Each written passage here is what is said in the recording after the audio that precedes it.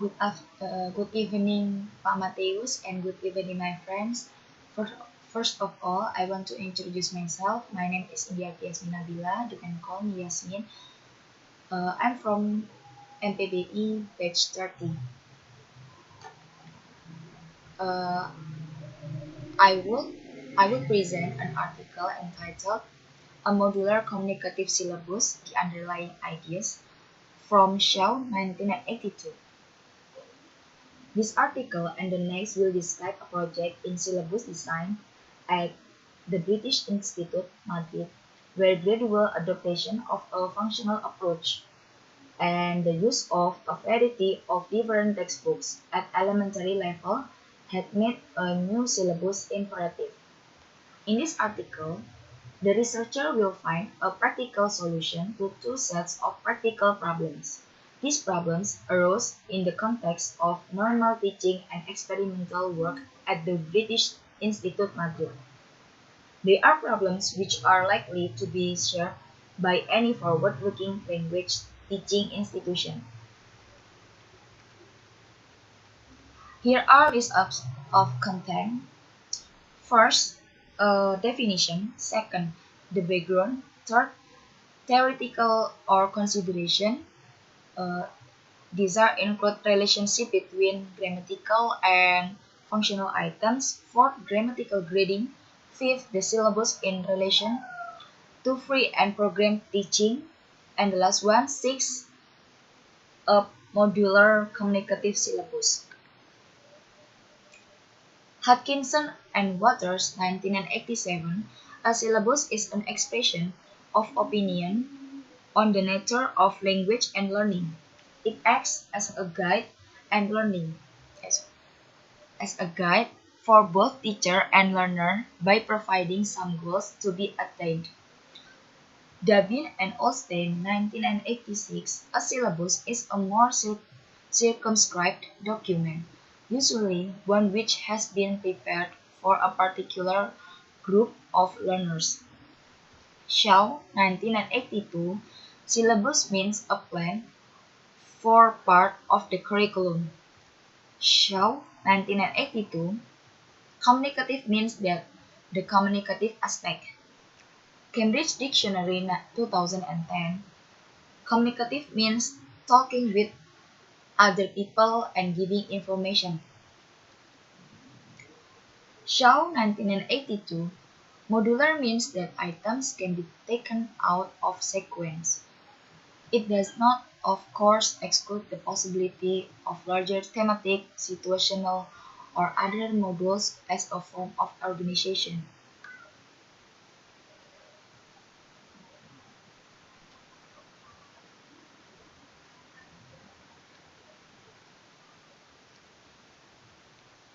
These are the background of the article. Sheila Esther has very much aware problems, such as carried out a detailed analysis the content of the main textbooks in grammatical and functional terms. Early 19 achieving some kind of different students that use different coursebook, the researcher agreed that core lists of both grammatical items and functions should be drawn up.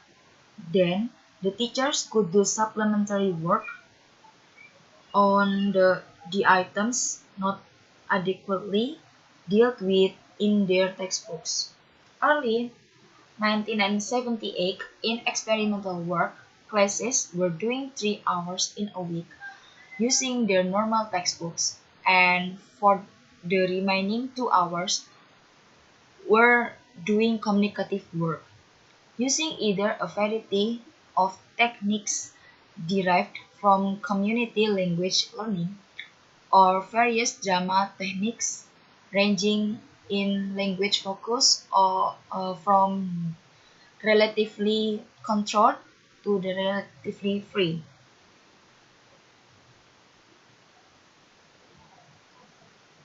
Mm,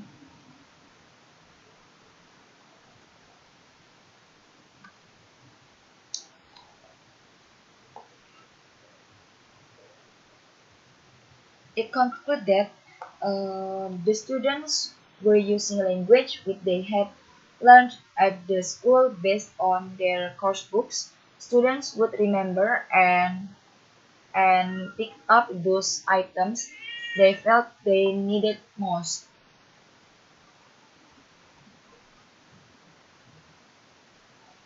However, there were a number of items not yet present in these textbooks for which the need continually recurred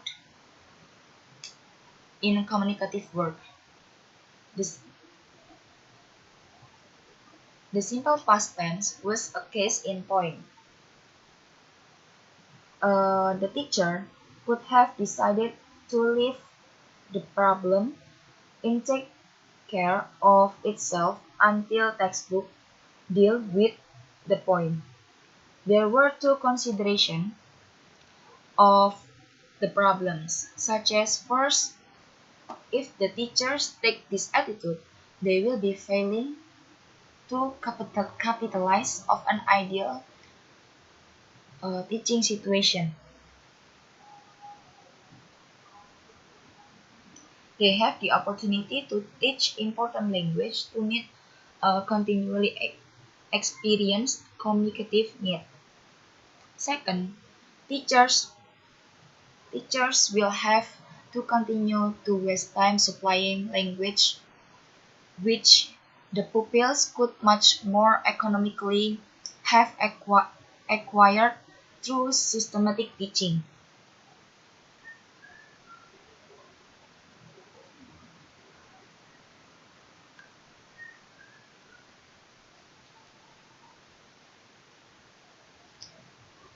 Before we talk about theoretical consideration, I would explain about functional or notional syllabus.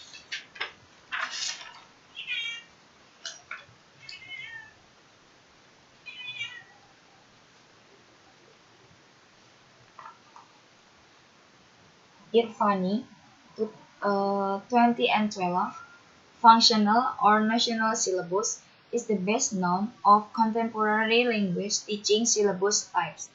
In other hand, Brumfitt R. Johnson, 1979, functional or notional syllabus has been referred to as an approach. Moreover, based on Wilkins, 1976, it means that a syllabus has to be either functional or notional, communicative or structural or grammatical.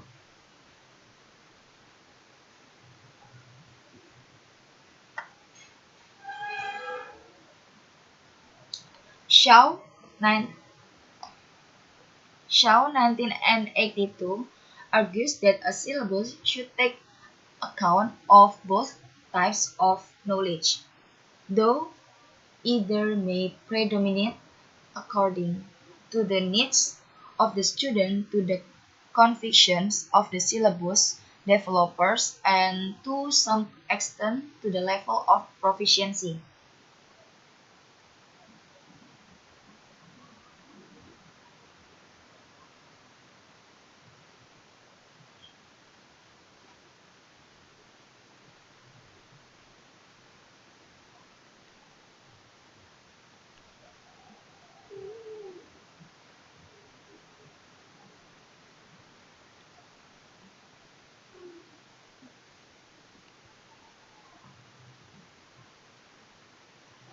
Uh, these are the decision is made that grammatical knowledge should predominate. There, the, there needs to be an attempt to specify communicative and objective functions of language in communicative situations,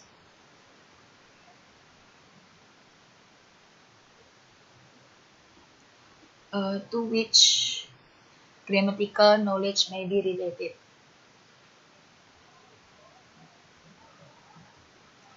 In other hand, communicative aims should predominate. The syllabus developers need to specify our areas of the relevant grammar which will benefit from being focused on as grammar rather than from just being learned incidentally. Shaw 1982, a functional item is not tied to any specific real realization. Most functions have a wide range of possible relations which vary based on the situation and partly according to the speaker.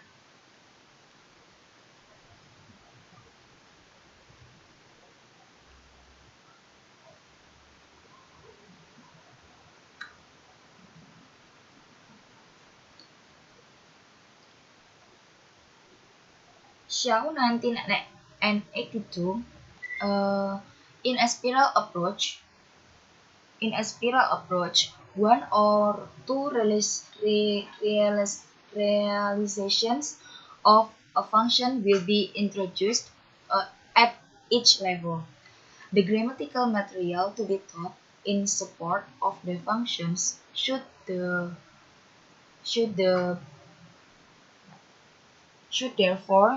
should therefore be quite manageable and easy to specify.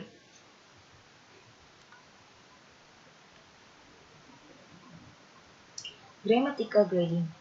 Before we talk about grammatical grading, as we know that a major aim of the modular syllabus is to give the teacher every possible help in deciding whether to deal with an item before it normally occurs in the sequence.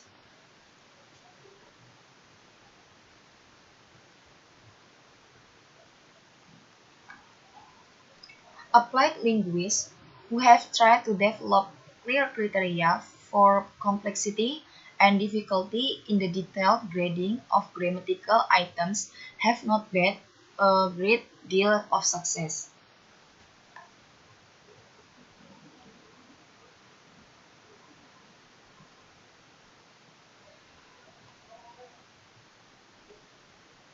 The difficulty of an item may come from the student's first language, but this kind of difficulty does not have clear explanation for grading.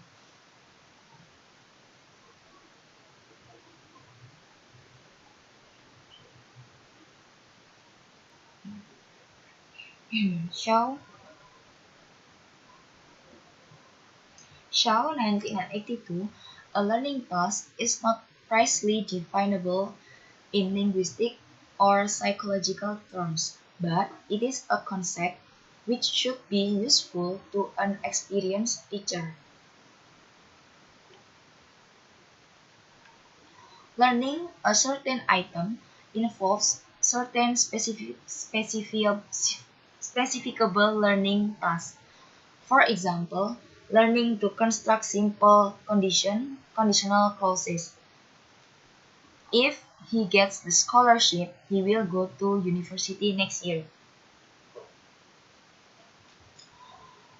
Involves knowledge of the word if, the simple present tense, the use and grammatical behavior of the auxiliary verb will, as well as such things as pronouns, nouns, basic sentence structures, adverb, adverbials, and etc. The students will be easier to learn if they have already completed all their learning tasks. Using word if and using meaning of simple conditionals. It concludes that reducing new learning depth involved in an item to the minimum number of the tasks the students have to understand about the item, like simple present tense. If they already know other items A, B, and C, in other words, teachers want to the students learn about introducing part of grammar before starting on item simple present. It means that a syllabus can make use of use of this idea by starting the main items of previous knowledge. Practicing purpose also be regarded as either desirable before giving a new item is taught.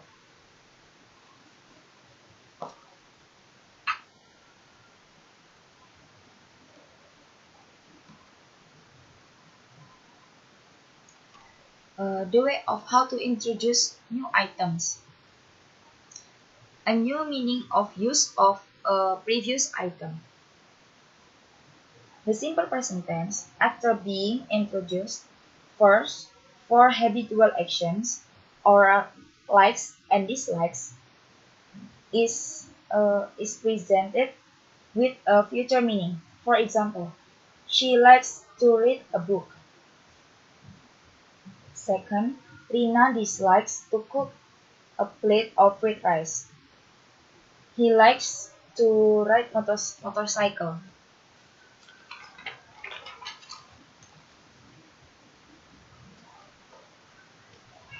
A grammatical modification of development of a previous item or items.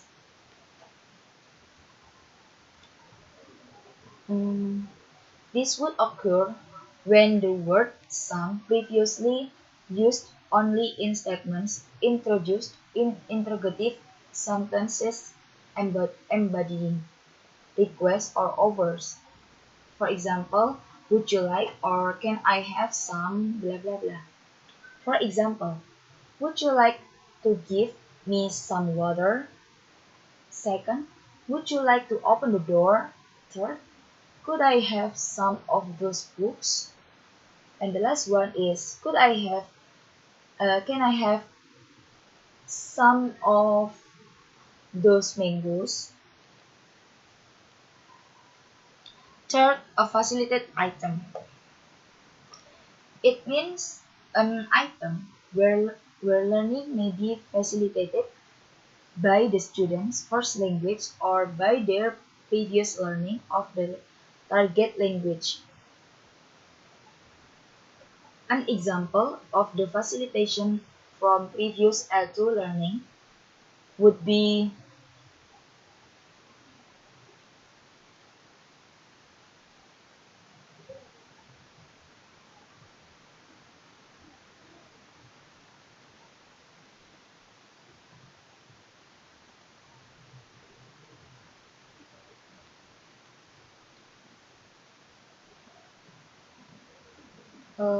would be negative or integrate, interrogative, negative and interrogative in English.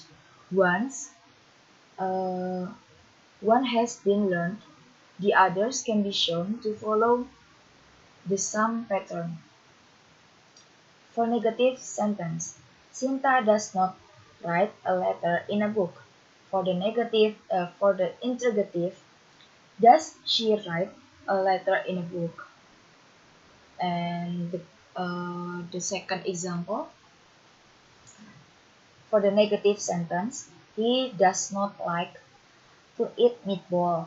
And the interrogative sentence, does he like to eat meatball? Formula or partial formula.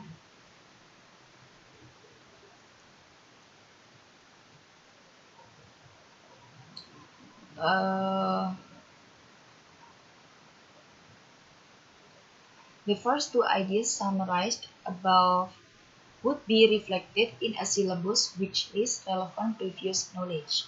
As far as the third is concerned, items could certainly be remarked if they are very close to learner's mother tongue. Facilitation by previous learning of the target language would, however, have to be judged by the teacher, since in a modular syllabus where there is no fixed order, the syllabus developer does not know what the students have learned when they come to a certain new item. The category formula or partial formula will probably also have to be applied by the teacher, although it would in some cases be possible for the syllabus designer to indicate certain items which might lend themselves to treatment as formulate. For example, would you mind if I blah blah blah?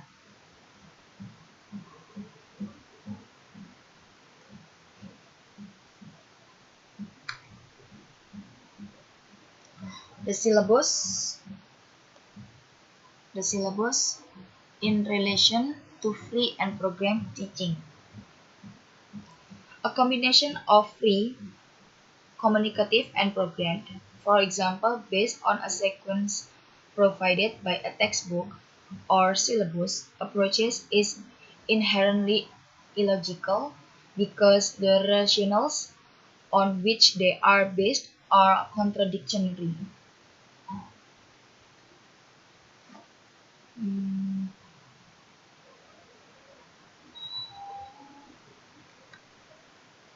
A combination of free, Johnson, 1979, in a synthetic approach, the teacher isolates and orders the forms of the linguistic system, systematically presents them to the student one by one, and thus incrementally builds up language competence. Shaw, 1979, in analytic teaching, it is the student who does the analysis from data presented to him in the form of natural chunks. Wilkins, 1976, suggested that functional notional teaching is analytic, since it involves the presentation of functional language in context with no ordered exposure to the grammar of the language.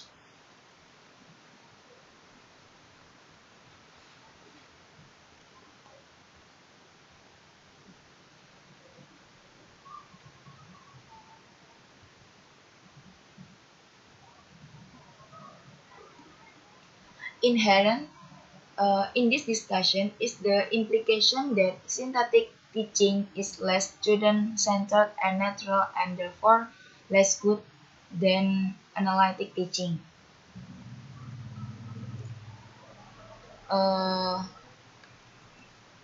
Bramfit, 1979, not to allow the learner some freedom to use the newly developed skills in unpredictable directions will be to frustrate the very abilities which will be necessary for the most effective response to the predicted needs.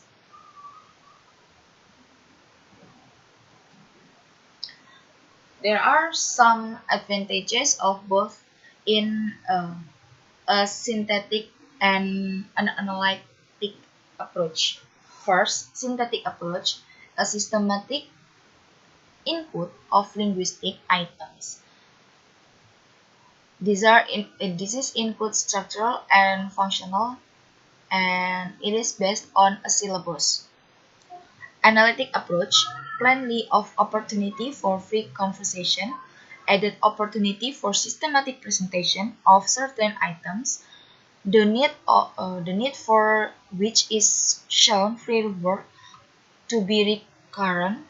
This seems to be a strategy which is defensible on both practical and theoretical grounds.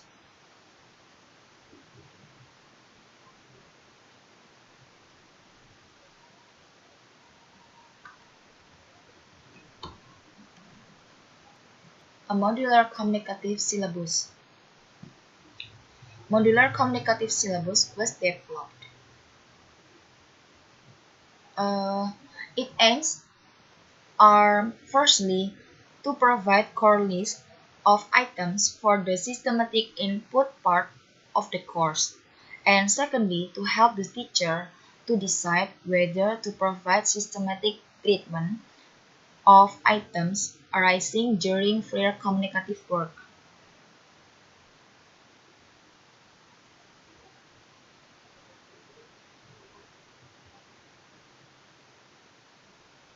In the first year, it is necessary to provide, on the basis of intuition of experience, a supplementary list of items, because the communicative work may result in a given new item being needed at any time, quite independently of the place of that item in the syllabus or textbook. The syllabus needs to be modular. For example, not any fixed sequence. These are from Esther 1982. In order to help the teacher to decide whether to teach a given item at a given time, two main kinds of information are helpful. For the first, previous knowledge, grammar or functions essential or relevant to the learning of the next item.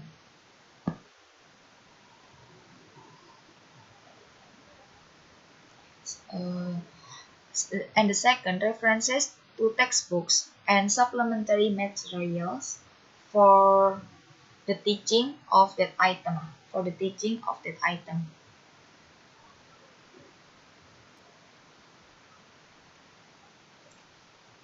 The following guidelines were agreed on for the development of a modular communicative syllabus for the first year.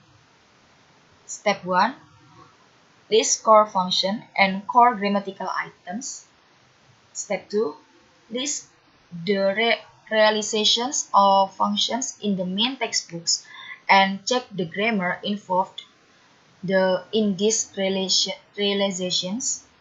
Step 3.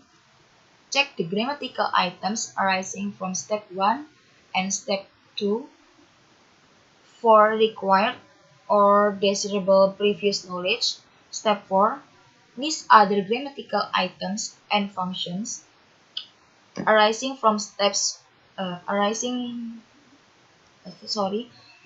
list other grammatical items and functions it might be desirable to deal with, for example, arising from communicative practice, and treat this as above. And the last one, step 5, draw up a chart or other actual layout. The future development of the syllabus. There are 5 future development of the syllabus. First, supplementary list. Simply include items which are already in the syllabuses for the other years and might therefore possibly be dispensed with. Easily be argued that the teacher neither want nor need to carry around a 6-year syllabus, and that it is best to provide a supplementary list for each year as suggested. Second, spiraling. Spiraling involves the reintroduction of items at successive levels with an increasing degree of sophistication. In the case of a grammatical item, new uses of modifications may be introduced. In the case of a function, new relations appropriate to an increasingly wide and finely differentiated range of situations may be included. Third, situation. Uh,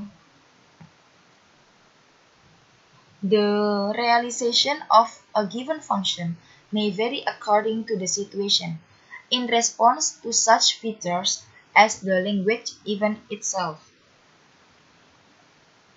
The role relationship, the medium, for example written and spoken, the nature of the participation, for example monologue and dialogue, the key,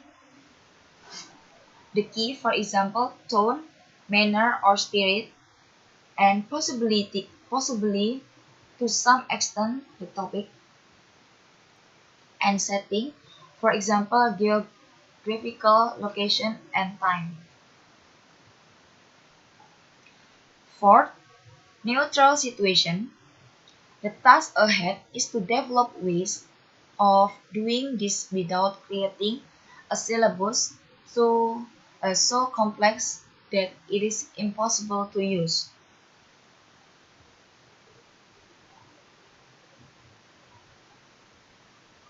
The situation will need increasingly to be taken into account, if only initially in the form of degrees of politeness or formality.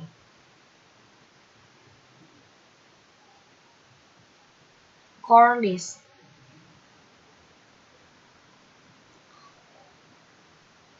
There is a considerable degree of consensus between different textbook writers at the first year level about which grammatical items or functions to include.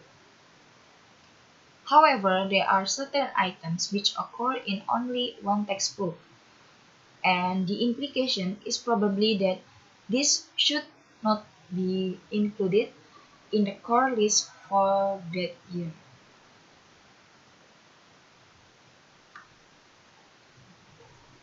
This is the last part.